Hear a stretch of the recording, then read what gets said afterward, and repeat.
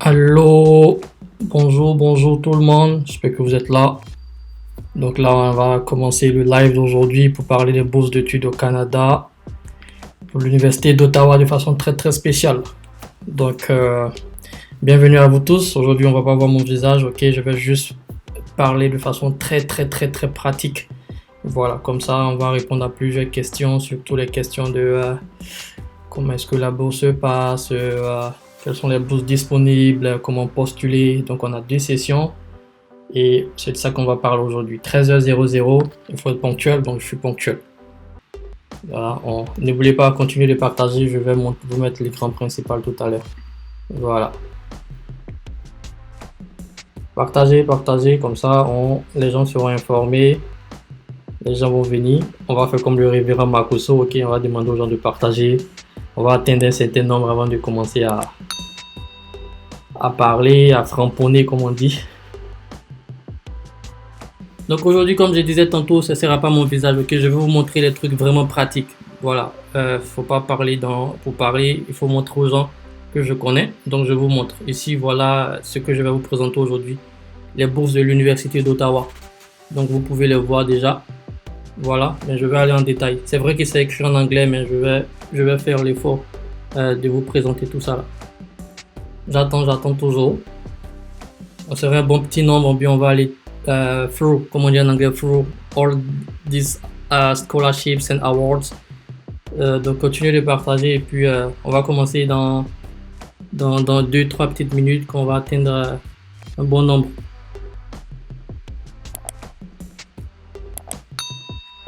Voilà, donc je vous remets ça c'est la bande d'annonce, ok, que j'ai framponné hier très rapidement. Donc cette session là, ça sera sur 2 jours. On va commencer aujourd'hui et puis demain peut-être faire un résumé de ce qu'on aura fait aujourd'hui et puis montrer une deuxième partie. Good morning guys, so on est 20, on va commencer. Voilà. Les 2 méthodes pour postuler aux bourses du Canada, comme j'ai dit, j'ai fait une petite présentation pour vous, assez animée. Et c'est ça que je vais vous montrer. Je vais en mode présentation. La méthode numéro 1, je pense que vous voyez, j'ai commencé le coaching, le live a commencé. Là, on est en train de parler des 2 méthodes d'application pour les bourses. Donc, la première méthode ici, j'ai essayé de faire ce montage-là pour vous les amis. Donc, ici, vous avez cette demoiselle-là. On suppose que c'est vous, ça peut être n'importe qui dans votre famille. Donc, voilà, je vais essayer de commenter. On suppose qu'elle s'appelle, on va lui donner le nom d'Ange, ok, elle s'appelle Ange, voilà, c'est Ange qui est là, voilà, Ange qui est là, elle est demandeur ou bien chercheuse de bourse d'études, c'est quelqu'un qui cherche des bourses d'études. Et pour avoir une bourse d'études, si vous voulez, c'est 3 entités principales qui rentrent en ligne de compte. Donc il y a les demandeurs, si vous voulez, de bourse. Il y a l'université où on va étudier et il y a l'organisation, ça peut être le gouvernement, ça peut être une organisation comme Orange peut offrir une bourse, Rotary Club peut offrir une bourse et voilà, l'organisation est là. Donc pour la méthode 1, comment ça se passe de façon générale? La personne qui cherche la bourse applique pour la bourse comme ça. Donc vous postulez directement pour la bourse et ça c'est ce que se passe généralement dans le cadre des bourses réservées du gouvernement. Ok, quand vous appliquez pour la bourse d'études du gouvernement du Canada ou bien la bourse d'études du gouvernement du Japon, c'est cette méthode-là, la méthode numéro 1. Ok, et vous postulez directement à l'ambassade ou bien sur un site internet, directement sans passer par une université. Ok, et cette organisation-là fait des sélections. Ok, on va vous dire il faut déposer des dossiers, il faut venir faire un oral. Après l'oral, il faut faire des écrits et tout. Donc, après acceptation de votre dossier, on vous envoie un message et vous passez différentes étapes. Donc, si vous réussissez toutes ces étapes-là, dans les documents que vous avez fournis ou bien dans votre discussion avec les gens de l'ambassade ou bien les gens de la maison, de l'organisation qui vous a donné la bourse, ils vont contacter eux-mêmes l'université que vous avez mis sur votre fiche, votre fiche de candidature. Ok, donc l'organisation va les contacter directement pour leur dire ok, on a un étudiant qui a l'air d'être bon, on a discuté, est-ce qu'il y a la place pour lui, parce que l'étudiant désire étudier dans votre université. Donc généralement on vous demande une liste de 2-3 universités Et c'est pas juste pour faire beau, c'est pour faire des enquêtes en fait. C'est pour demander à ces universités-là s'ils ont la possibilité de vous prendre. Ok? Donc, après avoir contacté l'université, ils vont avoir des échanges. Donc, voilà pourquoi parfois vous voyez que les bourses d'études prennent beaucoup de temps, 2 mois, 3 mois, parce qu'il y a beaucoup de discussions entre l'école, pardon, entre l'université ici qui vous reçoit, vraiment peine, voilà, entre l'université et l'organisation qui offre la bourse, si c'est le gouvernement du Canada et les universités au Canada, il y a beaucoup de discussions qui se passent entre eux ici. Ok? Et après avoir contacté l'université, on trouve une place pour vous. Félicitations, c'est déjà pas mal. On va vous informer. Et vous allez encore envoyer des documents à l'organisation qui offre la bourse, peut-être à l'ambassade, peut-être à... On va prendre l'exemple, ça peut être Coca-Cola, ça peut être, je sais pas moi, MTN, ça peut être le Rotary Club, ça peut être n'importe quelle organisation, ok? Ça peut être l'OMS et tout et tout. Donc après l'étape numéro 3, voilà, vous avez validé et vous recevez tous les documents pour vous dire, ok, l'année prochaine ou bien dans 6 mois, vous partez étudier. Et ça, c'est la procédure de façon générale pour la méthode numéro 1. Et ça, c'est la méthode qui est utilisée pour, comme je disais, les organisations sans passer directement par l'université. Ok? S'il y a des questions, vous mettez en commentaire là et puis je vais essayer de vous répondre. Donc ça, c'est la première méthode. N'oubliez pas de continuer à partager. Là, je vois qu'on monte, on arrive bientôt à 30. Plus on est nombreux, plus je suis inspiré à framponner, à vous donner les informations qu'on ne donne pas. Ça manque, ces genre d'informations. Parce qu'il n'y a personne, il n'y a pas d'aîné pour vous donner ces genre d'informations. Vous cherchez des bourses et vous êtes embrouillé alors que c'est pas compliqué.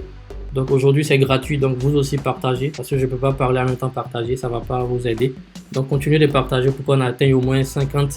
Voilà, c'est pas le coupé décalé, c'est pas le révérend Makoso qui parle, c'est pas Lolo Beauté, mais c'est un truc important.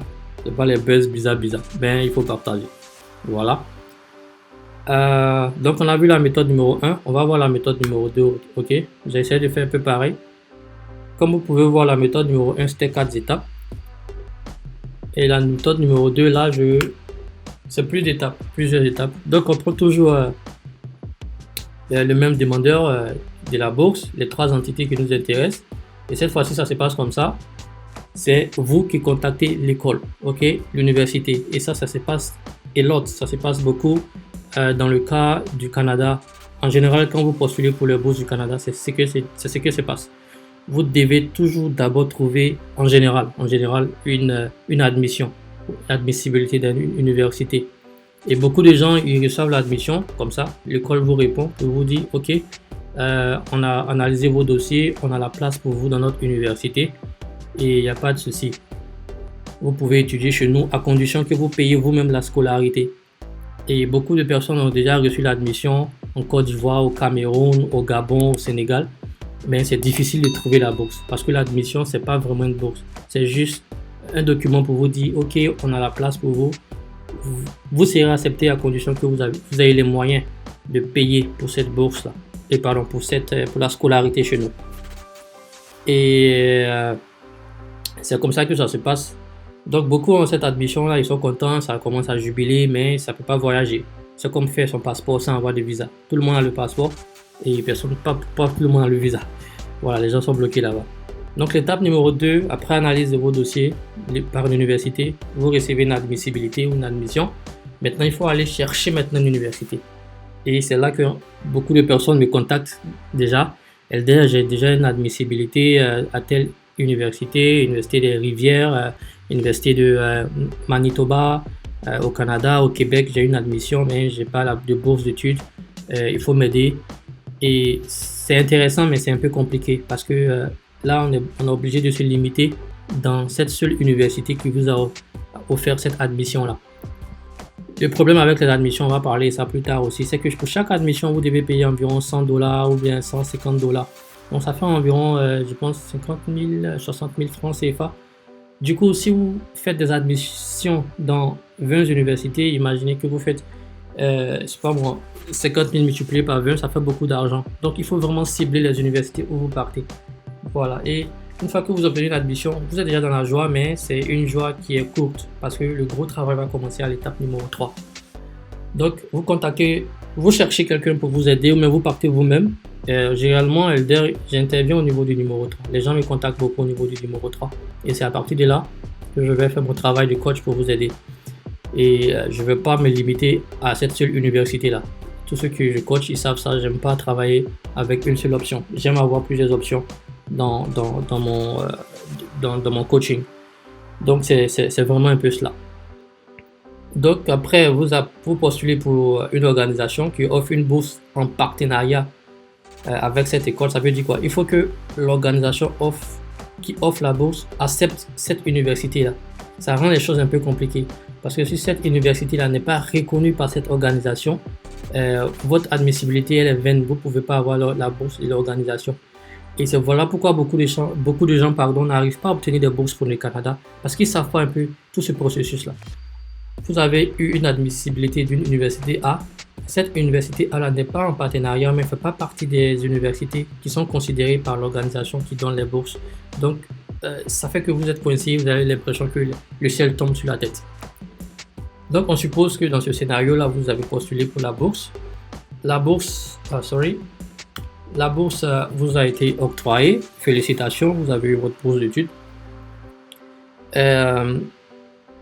Vous maintenant allez à l'étape numéro 5, mais c'est pas vous qui allez directement, c'est l'organisation, comme j'ai dit tantôt, vous envoie un message pour vous dire ok, on a accepté vos dossiers. En même temps, ils vont contacter l'école dans laquelle vous voulez aller étudier, parce que quand vous avez eu l'admissibilité, vous avez eu ou bien obtenu une sorte de lettre, ok, et cette lettre là vous avez joint à l'étape numéro 3. Du coup, ils vont utiliser ça, contacter l'université ici. Et c'est cette université-là qui va continuer comme dans l'étape précédente, la méthode numéro 1. Ils vont discuter ensemble pour voir s'il y a la place pour vous et tout. Et puis vous faire les documents. Donc la dernière étape, c'est vous dire félicitations. Vous avez été du moins admis à la bourse, pour cette bourse octroyée par cette organisation, mais pour cette université-là. Donc le scénario numéro 2 ici que je viens de présenter, c'est ce que beaucoup parmi vous, quand vous partez sur Internet, vous faites. Vous cherchez c'est pas parce que vous avez envie de faire, c'est parce que les bourses exigent. Je vais expliquer encore pourquoi au Canada, dans la plupart des cas au Canada, c'est ce scénario-là, c'est cette méthode-là qui est appliquée. Parce qu'au Canada, si vous faites directement, si le demandeur de bourse va directement ici sur sur l'organisateur de la bourse ou même sur l'institution, ils vont recevoir trop de demandes en fait.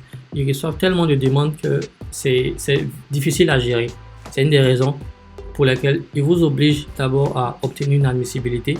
Donc imaginez que il y a, je sais pas moi, 1000 demandeurs de bourse dans chaque pays francophone qui cherchent à aller au Canada.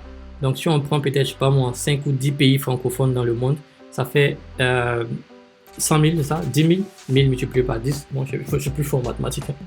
Je pense que ça fait 100 000, c'est ça? 100 000 candidatures qui doivent arriver, que l'organisateur doit analyser lui seul juste pour avoir une place de 50 personnes ici. Du coup, ce qu'ils font, c'est de vous obliger à trouver d'abord l'université qui va vous accepter et ensuite maintenant venir appliquer pour la bourse. Et plusieurs bourses commencent à faire comme ça, et c'est des bourses d'organisation ou bien c'est des bourses d'université.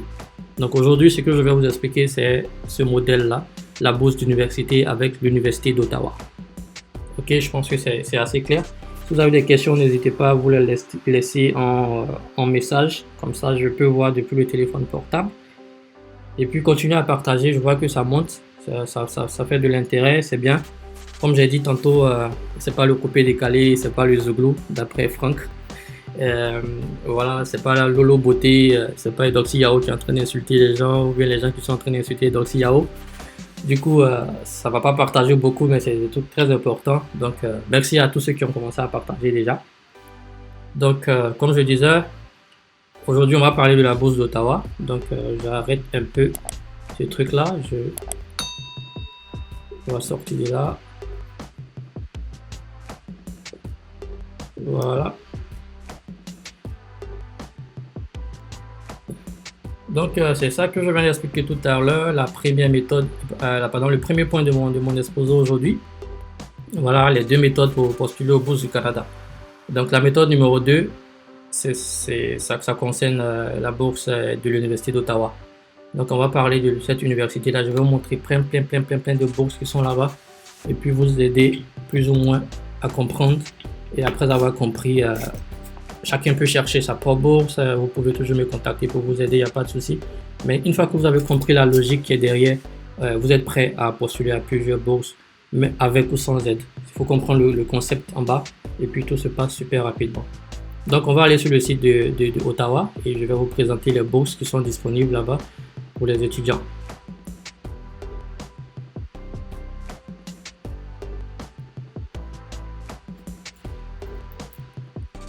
Voilà, donc on est sur le site ici officiel